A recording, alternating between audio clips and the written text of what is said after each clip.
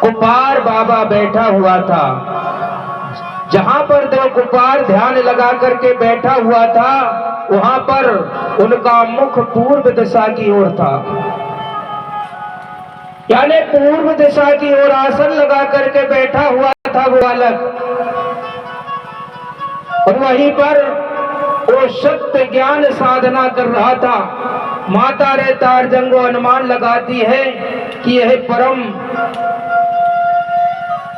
आनंद में प्राप्त कर लिया है, यानी इसने सारा ज्ञान यहाँ पर प्राप्त कर लिया है। जंगोदाई वहां पर खड़े खड़े अनुमान लगा लेती है किस बालक ने सारा ज्ञान प्राप्त कर लिया है। फिर माता रेतार जंगो पास में जाकर के बैठ गई कि कब गुरु कुपार लिंगो का ध्यान खुलेगा, कब ये अपनी आंखों को खोलेंगे। जब इनका ध्यान खुलेगा तो मैं इनसे बात करूंगी। माता रेतार यह विचार से बैठी रही कि देव कुपार का ध्यान अभी ही खुलने वाला है। बैठी रही, वहां पर इंतजार करती रही। और क्या होता है, करत प्रतीक्षा गुजर गए दिवस जब रेतारो, कुपार नयन खोलत नहीं लीन ध्यानो परो। एक दिवस बीत गया, लेकिन कुपार अपने नैन खोलने वाला नहीं है। माता रेतार वहां पर बैठी है और देख रही है कि ये बालक, ये युवक कुपार ध्यान में मग्न बैठा हुआ है, ध्यान लगा करके बैठा हुआ है। माता रेतार जंगो वहां बैठे बैठे एक दिन रात बीत गया और प्रात होने को हुआ। उसी दिन देवपारी कुपार लिंगो सूर्य के उदय होते ही अपने नेत्र खोल लेता है, अपने नेत्रों को खोल लेता है। और माता रेतार जंगो उठ करके सेवा जोहार किया। दो कुपार लिंगो माता रेतार को देख करके पहचान गया। माता रेतार को सगा सावरी वृक्ष के पत्तों का आसन बना करके और उस आसन पर बिठा देता है। सगा सावरिया ने शेमर मड़ा के पत्तों से आसन बना करके और माता रेतार जंगो को उस पर बिठा देता है कुपार। फिर देव कुपार लिंगो उठकर हाथ जोड़ करके और पूर्व दिशा की ओर देखने लगा। आसमान में बिजली के समान चमका हुआ, बहुत जोर से आवाज हुआ जिससे धरती जगमगा गई। यानी देव बाबा कुपार पूर्व की दिशा में देखते हैं, उसी वक्त एक जगमगाहट कुपार बाबा देखते हैं। माता रेतार उस आवाज को सुनी तो उसकी गति पहरे से समान हो गई थी। यानी जैसे माता रेतार के कानों में उसकी आवाज गूंजी तो ऐसा लगा कि बहरापन छा गया। कानों से आवाज कुछ देर के लिए सुनाई नहीं देती। सामने जो शिखर खड़ा था उसे उगता हुआ सूर्य दिखाई नहीं देता है और वहां पर अंधेरा छाया हुआ है। अंधेरा छाया हुआ है तब वह शिखर दो भागों में विभाजित हो जाता है। ये बात मैं आपको बता चुका हूं कि जो शिखर था उस शिखर के दो भाग हो जाते हैं और जो लोग वहां गए होंगे उनने ये प्रैक्टिकल प्रमाण देखा होगा। जहां कुपार बाबा ने बैठ करके तप साधना किए थे और उनकी नैन की जो ज्योति खुली थी, तो नैन की ज्योति खुलने से उनकी दृष्टि उस पहाड़ पर पड़ी हुई थी, तो वह पहाड़ दो भागों में विभाजित हो जाता है। ये सब देखा तो क्या होता है, माता रेतार जंगो अपने ज्ञान से विचार करती है कि देव पहांदीपारी कुपार लिंगो को सत्य ज्ञान की प्राप्ति हो चुकी है। क्योंकि उसको देख करके जंगो रेतार जान गई कि कुपार को सत्य ज्ञान की प्राप्ति हो चुकी है। फिर जंगोदाई कहती है, बाबा मैं तुम्हारे पास आई हूं। कुपार कहने लगे, क्यों, क्या बात है? जंगोदाई कहने लगी, शंभू बाबा ने हमारे 33 बच्चों को गुफा में बंद कर दिया है और ये भी कहा है जब तक सत्य ज्ञानी पुरुष नहीं मिलेगा, सत्य ज्ञानी पुरुष नहीं मिलेगा, तब तक उनको बाहर भी नहीं निकाला जा सकता। इसलिए है बाबा, आप चलो हमारे साथ और चल करके उन बच्चों को हम बाहर निकालेंगे। देव बाबा कुपार इस प्रकार से कहते हैं कि जंगो सही सही बात बताओ, क्या बात है? तो क्या कहते हैं, 12 बरस बीते बिन वचन ना पूरा हो, कंकाली सुमन छुड़ावे सत्य ज्ञानी अरु कोई। वो कुपार सुन करके कहने लगा, हे माता, 12 बरस के बीते बिना मेरा वचन पूरा नहीं होगा। कंकाली पुत्रों को कोई और सत्य ज्ञानी छुड़ा सकता है। इस प्रकार से ये बात कही जाती है। फिर देव कुपार बात को मान जाते हैं, बात को मान जाते, कहने लगे चलो सबसे पहले जाकर के वहां का जायजा लिया जाए, देखा जाए वहां पर किन बच्चों को कैसे निकाला जाए। तो सब कुपार बाबा और जंगोदाई उसी गुफा की तरफ निकल जाते हैं। अब ढूंढते ढूंढते जाते हैं। कुपार बाबा कहने लगे, यहां तो कुछ नहीं दिख रहा। शंभू बाबा ने कहां पर उन बच्चों को रखा है, पहले तो यहां रह करके देखना पड़ेगा कि बच्चों को बंद किया कौन सी गुफा में। तो वहीं पर एक झाड़ था, उस झाड़ पे गीदार पक्षी को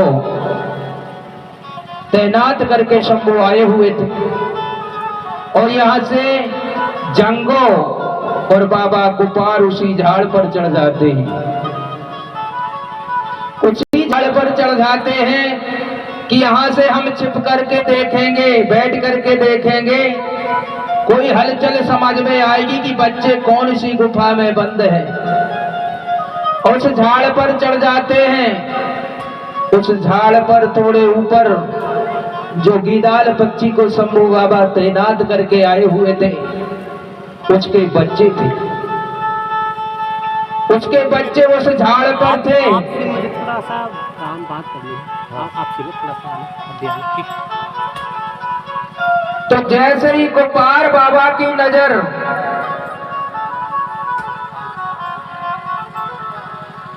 कुपार बाबा की नजर उन बच्चों पर पड़ी तो कुपार बाबा क्या देखते हैं, एक डाली से एक सर्प फू फू करता हुआ उनकी तरफ आ रहा था। कुपार बाबा कहने लगे, अब क्या करना चाहिए? अगर इसको भगाता हूं तो भी गलत है, क्योंकि सर्प का ये भोजन है, यानी मैं उसका पेट नहीं भरने दे रहा हूं,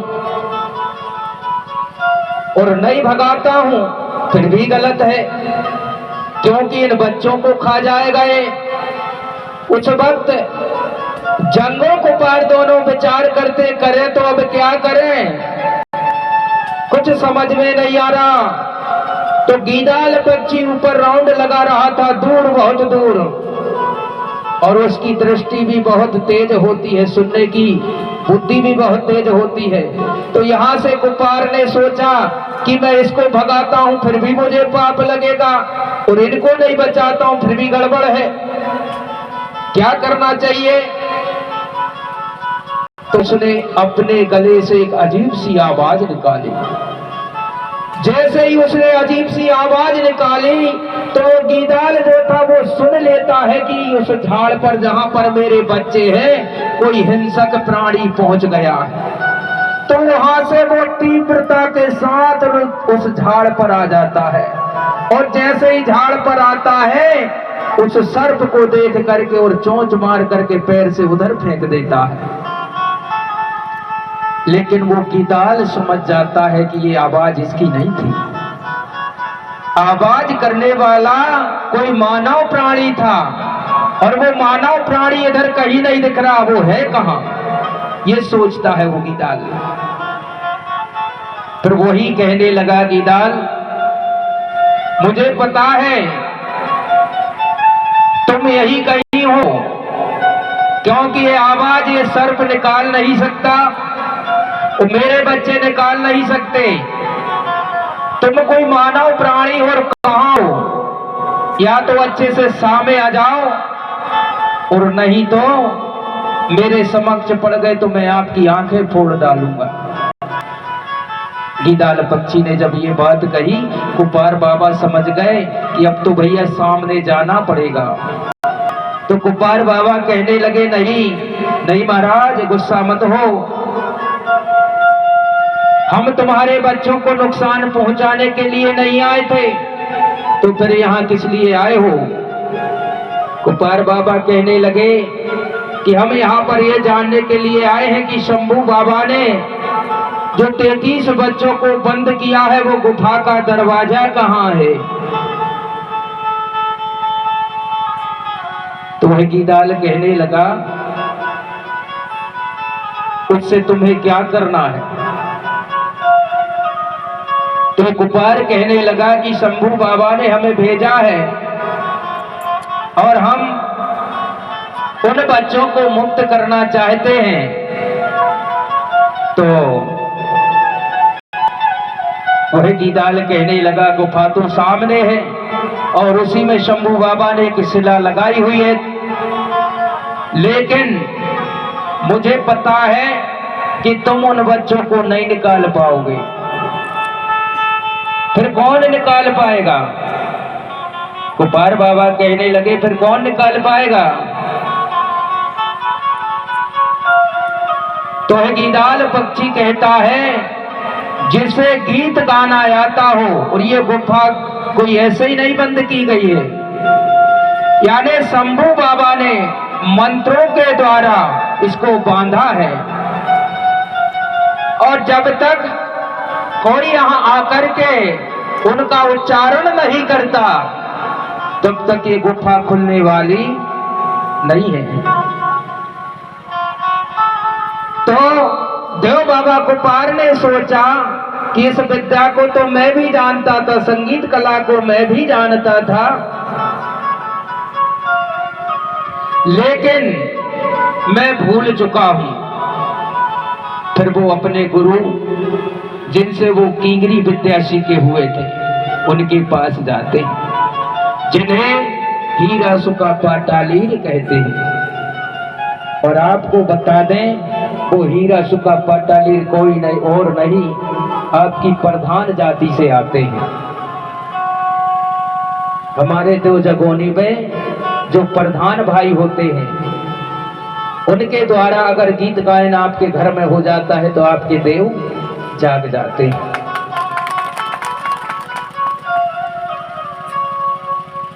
तो हीरा सुका पाटालीर के पास देव बाबा कुपार पहुंचे और देव बाबा कुपार कहने लगे, गुरु जी, बुढ़ुआ जी, जो आपने मुझे ज्ञान दिया था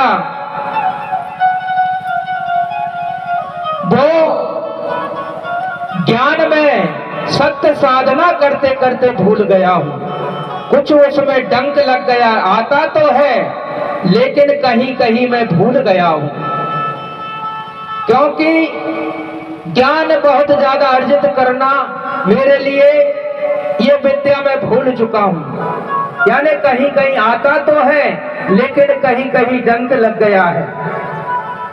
तो हीरा सुका पाटालीर से रेतार जंगो और कुपार लिंगो अनुरोध करते हैं, विनती करते हैं और लेकर के जाते हैं हीरा सुका पाटालीर को गुफा के पास में, और गुफा के पास में जाकर के हल्दी चावल छोड़ते हैं, जल छोड़ते हैं।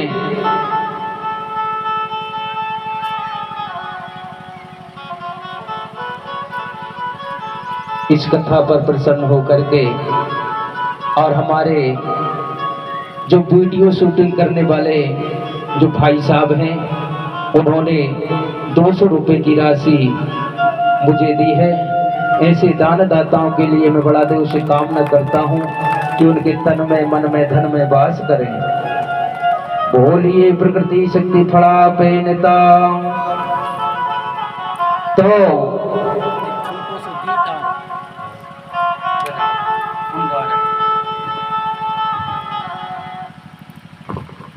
हीरा सुका पाटालीर जाते हैं और वहां पर क्या करते हैं?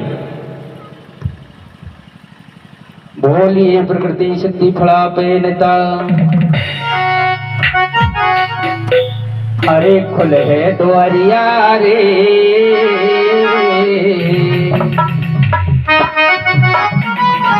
अरे खुले है द्वारिया रे, लोहागढ़ की खुले है द्वारिया रे, द्वारिया रे, लोहागढ़ की